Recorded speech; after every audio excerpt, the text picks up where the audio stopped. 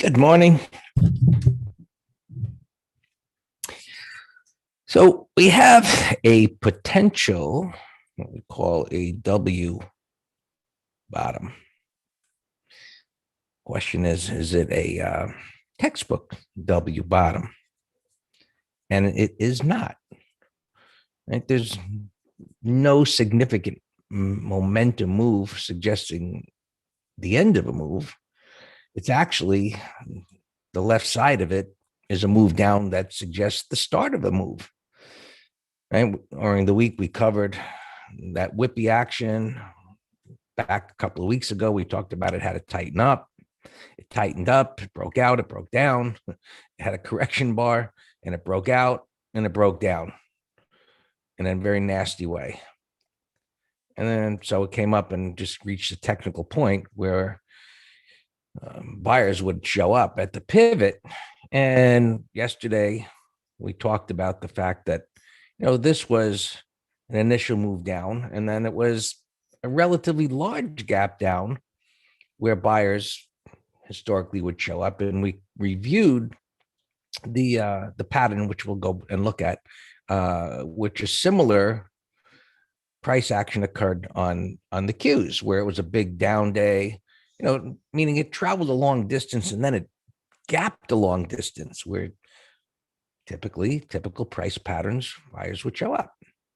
And so they did again. Now, we have the typical high probability patterns, whereas a W bottom may have resulted in something like this.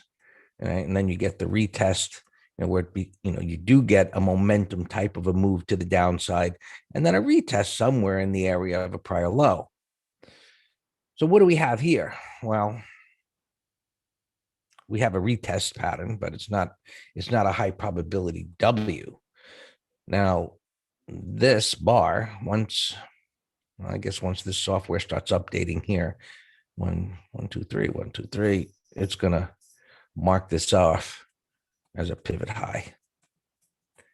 So we have a relatively narrow trading range that's forming.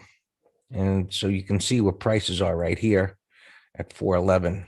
Just, I guess they're up a little bit here. There's got this unfilled gap. And of course, because of the way it came down, the big gap, and the way it started down here, you've got the void before it reaches the resistance. So step by step, how do we interpret this? Well, first part is going to be what happens at the open. We see how prices are moving up. Do they just keep shooting up? Do they pull back where, buyers step up again? But from a daily chart perspective, the question becomes, do we get a green bar that goes to the top of the range? Which at that point just reconfirms that we've got a trading range, but this gap kind of messes things up a little bit versus just kind of going down there, maybe breaking and turning. Ideally, the break of a prior low and then a turn is a much higher probability turning point and entry point versus what we have here. This is different, a little tricky. The distance to the high isn't that far off. You can see, the low up there. And so I don't know whether this can get back up, and neither does anybody else, but the buying that occurred and the way the Qs are acting here, which they were the ones that led the way down. So money is rotating into what's believed to be cheap, and that's tech. And they will probably continue to outperform while this underperforms. Maybe it stays in a trading range, it could be a peekaboo. Anyway, we've got kind of a mess. So we'll just have to see how it actually unfolds, how deep it gets into that prior bar. And look, whether today could potentially, right? It's gapping up here a little bit. Who's to say it just doesn't do this? Right? So we do not have, the ideal scenario would have been kind of climactic, and I'm trying to draw some kind of a W here, not working out real well, but a climactic or a momentum kind of move that creates a nice void, and then a move back up again. Um, you know, and that would have been the ideal scenario for a very nice, high probability setup of a W bottom. It goes down and kind of like up and then retesting and whatever. It takes a little while. So we have this kind of a turn, 3-bar turn. Sometimes it's just a up bar and a down bar, where a W, spends a little bit of time and retesting and making pivots. It's a much more reliable pattern, especially after a momentum move. So I think we're pretty much, as I said, we've got a trading range here. This isn't up very much. It's holding up here, and we'll see how it unfolds. So Trader McGraw is telling me if the VIX stays tame, gamma is a tailwind today and more so on Friday. What the hell that means? Well, I know what half of it means. If the VIX doesn't start rising, as far as gamma, how much that's going to affect whatever. But look, there's hope here. We mentioned that next week MT Live is going to be about spot gamma and combining spot gamma with master trader technical strategies. And, we're looking forward to it as to being enlightened about utilizing. Now, I've utilized some of this information that McGraw has shared with me with technical patterns that I look at. And I've seen it work out nicely. I've seen it kind of, but if you know how to combine technicals, as we explain here every day, with that type of information, I do believe it's a powerful combination and something that everyone is going to learn a bunch about and enjoy it and make money from. So otherwise, Jan and I wouldn't be doing it, inviting them. And besides the fact where we met them, I kind of liked them. They didn't have any big attitudes, but smart guys, polite guys. So I like that. All right. S&Ps. All right. Inside day so far, same story of what I said, how it came down in a nasty way. This could easily just meander around here and have the next leg down. So we shall see how that unfolds. You can see it's up near resistance. You can see there's a void up above. And the weekly chart looks one in which maybe a little bit more time here would be very constructive as far as this being in an uptrend and making a turn. So, buying there at the low overnight, consolidating at resistance, good price action, bullish price action, a correction bar. For those of you that don't know what a correction bar is, that one is a super correction bar. And correction bars signal a continuation of what preceded it. Okay. So there's a lot of good stuff here in this chart as far as how to interpret the price action, what it did at where there was supply and a reaction and a new signal. This could easily be, as I said, a red bar at the end of the day. We shall see. All right. The Dow, pretty much the same story there. Not really much to add. There's the NASDAQ clearing resistance, and it's got room to go up. Right? So that type of a pattern suggests that it can continue to outperform. Resistance is up here. How far it gets through it, we don't know. But the support area now, we can pretty much is that overnight low right there, because below that, all bets are off as far as the bull case goes, and the probability of that turning into a red bar increases exponentially. that breaks below this level here. I'm asking about internals, YouTube. All right.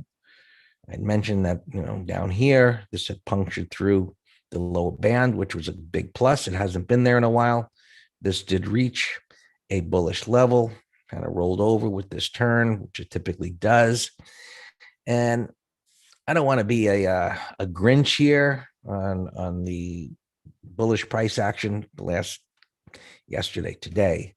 And I'm telling you, ideally, what would be the best thing to happen would be for this thing to come down here, have some nastiness, come down and hit that 1.2,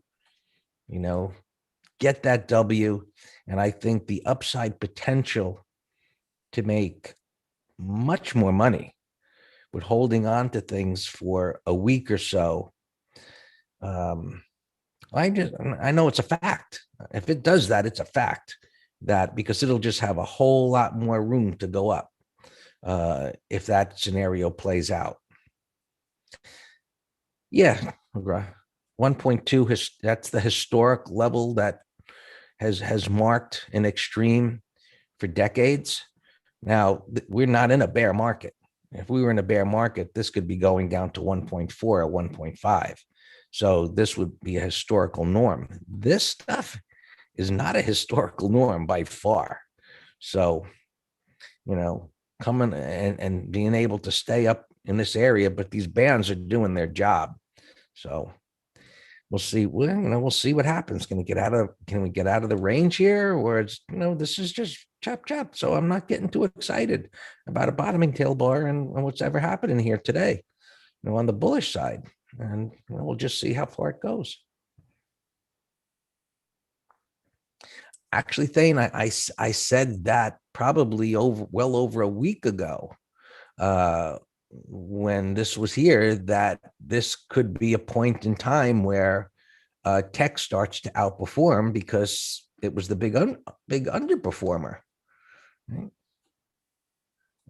QQQ numbers. So these signals don't like me touching these lines, but it was a real grind yesterday. The way it went up, it was a grinder. It really wasn't a momentum move. You can see on the 15-minute, you really don't have any pivots there, so it certainly was strong, but it was definitely a grind. So this level here, which I guess, where is that? 319. 319, 320.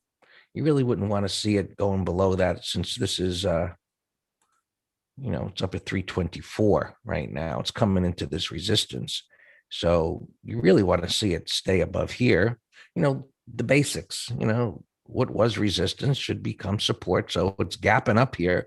If it pulls back into here, we should look to buy it. And we'll see what unfolds. Right? I would have much preferred a gap down, to buy some kind of breakdown failure to form a 1, 2, 3, versus this excitement of, gapping up into this congestion here.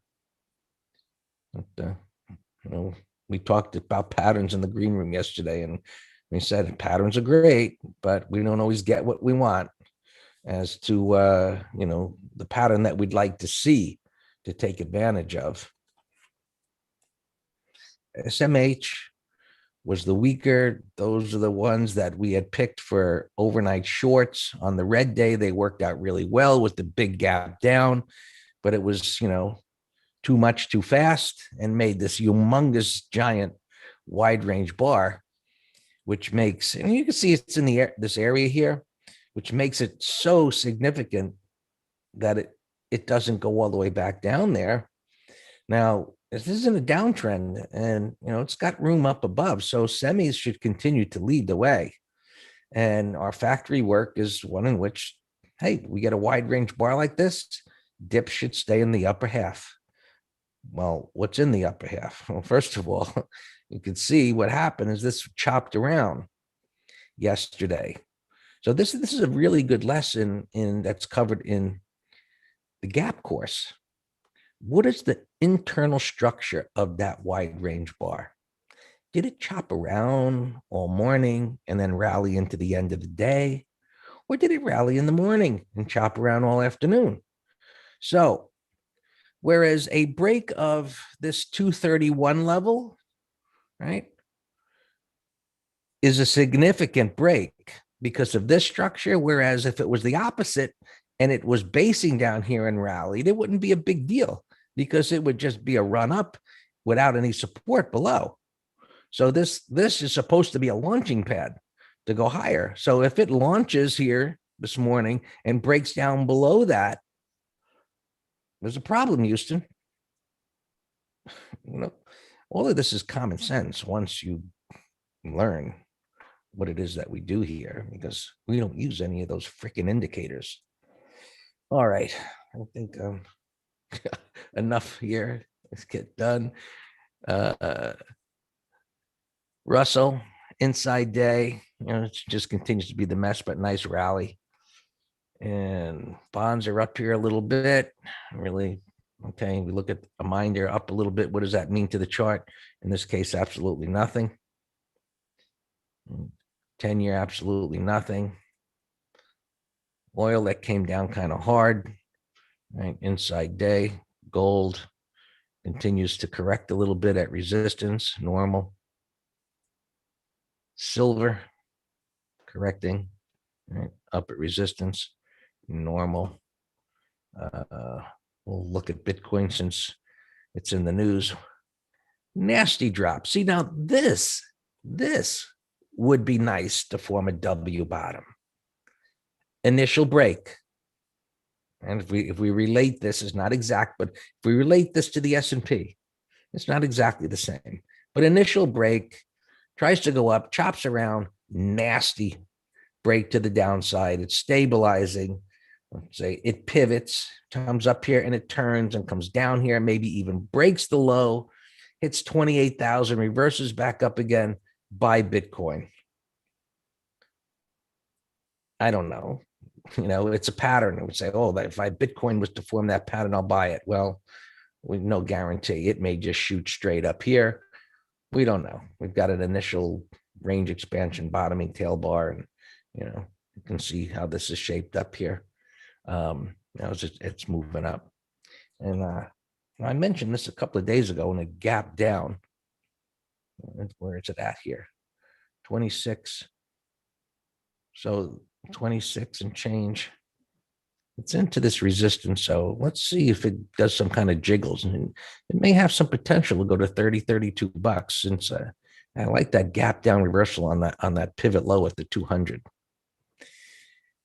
And we always look at the transports. It's a little damage done, but trading range. There you go. Well, yours, Dan. Good morning. Yeah, excuse me. Yeah, I have Riot and Mara as put spread ideas also. We will watch them. All our opens are fine. We have a couple of shorts and they're fine. All our longs are fine. Let me go over a few that we were watching yesterday into the close. RNG for a day trade. I said beautiful, beautiful 15-minute chart for a day trade tomorrow, which is today. And I said target. See, it's like gapping up to my target. I said target 250 to into this mess over here. But that is a beautiful, beautiful gap negated end of day base in the upper 80%. But the gap might mess us up. VIAC got an upgrade here. Big multi-month base with a price void, so I like that. Target was one of the strongest things yesterday. That's holding well. Also a bullish end of day base. That would be an ideal 1, 2, 3. Space, a big gap up here. So we'll watch that on a pullback. Synopsis here, bottom right, earnings. I only see one print, so I really can't tell. But this will be a no-brainer put spread. Look at tan. Tan, still in the downtrend. Tan is the solars. They look like they're at least due for a bounce. So here's three of them. Let's see, Fizzler, SPWR. That one might be a directional. Hey, and look at the monthly as a buy setup. You might have to keep an eye on that. You know, we gave triple D, we're in this as a core long right at the reversal there. Look at the monthly. I'm also watching plug as a core, but it has earnings after the bell is the only problem, or else I was going to post this 2 days ago. 2 days ago on Tuesday. Look at that beautiful bar. That's the only problem. XL is a little bottoming pattern I'm watching here. Has a nice pre-market. Dash, I just noticed, was negative in a strong market, so that's nothing to do with it, but it was bullish, and now whatever's going on actually could be a day trade short. All right, so here's the Mara. Say they're trying to bottom at the 200 here. Riot, Coin. With I was watching for put spread. That's gapping over yesterday's high. So yeah, some of these cryptos are bottoming out. ETHE, Ethereum ETF. This was the one I was saying yesterday. I wish it had options because I would have been all over selling a $20 put yesterday. And this thing can move. Look at this pre-market yesterday, 23 bucks all the way to 29. $6 range in a couple hours. Oh, yeah, Nikola we're in. It's an open position of ours. Cream was another one of my favorites yesterday. And I would sell a put spread on this for next week. I like the pattern enough, but it has earnings next week, so that messes us up. Now, Beaky, 46 and change. That's a nasty gap down. McGraw, this is a call spread candidate. Put it right here. Plug, we talked about. VIAC, snaps, we talked about all those.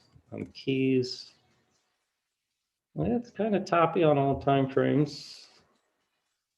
ZTO gapping up 33 bucks, but put spread would be fine, but no great directional setup.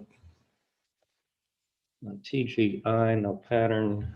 CSIQ, so here's another bottoming solar. I don't like that one as much as these other three we looked at. Shoe Carnival, 58 bucks, gapping down to the bottom of the range, but nothing to do. Pearl, gapping up, but no pattern. Lima Bravo, no pattern. Climactic on the monthly. CPRT, it says it's up 350, but I don't see any prints, so I don't trust it. Monroe, 65, same. I don't see any prints, but I can tell you right now, I got no interest in that. So I'm deleting you. Place, Children's Place, Big Gap 101. Gap's too big for me, but that's a bullish gap. Ralph Lauren, gapping down. You know what? 30-minute high, possible, or yesterday's high. So then it would be negating the gap down. Put spread idea. WMS. I can't tell where you're gapping. We'll come back to you. Wolf. It's gapping down, but otherwise that's a bear sandwich breakout. So if this can negate, well, see, there's not a big target. But do you remember Sierra Echo the other day on earnings? Gap down. This is what I call a bearish gap that bullies. See right here on 2 days ago. Gap down, slice through, fill in the gap. And we gave this as a put spread, but it didn't retrace to get our credit. You know what? I'm gonna watch that for a new put spread for next week. That's a bullish 1, 2, 3 right now. KSU. Yeah, Scott, that's a bear 123. Now it's a bullish weekly, and it's on support. But if it trades under the week's low, it looks like it'll go a little bit into the gap. Bravo Juliet bearish gap. Way the heck. Wow. So that's making all of this kind of a Bear Island reversal. Upside shakeout. That's an ugly gap. ASS 56, gap into the bottom of the range. We'll come back to it. Cisco. The old Cisco kid, remember him? 50 bucks. That's a bearish gap on old Cisco. Just because it's a leader, I'm going to put that in a window and watch them.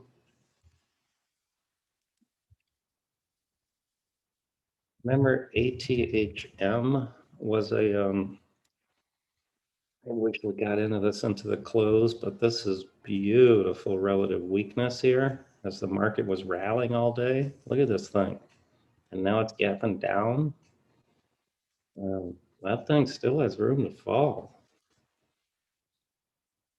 Twilio, if it can get over Tuesday's high, then it's a put spread. BSTM, someone in the green room was watching this. Monster double bottom. If it can give us a 1, 2, 3, then I like it for on Friday. So inside bar today. Today's Thursday. There's our cream target. Texan. Texan put spread idea. Gapping up here a little bit. Semis were strong. Yeah, we nailed these SMH. We sold a put spread into the close and also PayPal. Both under the rationale of bear gap bullish reversals. They both look good. X-ray Lima we talked about. PSTH, this is the Ackman SPAC. It's the best looking one I've seen. Still worth watching. Delta Mike, bottoming pattern, FSR. Hey, that's a beautiful pre-market. It's a wide range consolidation at the high. That looks like a great day trade. All right, I'm running out of windows here now. That's far. I'm going to put that in another one. YouTube, JR, plug, UPST, plug. Yeah, it has earnings though. Yeah, I talked about that.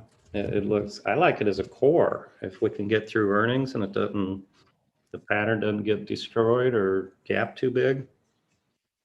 UPST, I don't like it. It's up 4 bars. I'd prefer something rested more.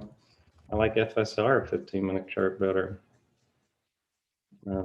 Target maybe, just under 14-ish.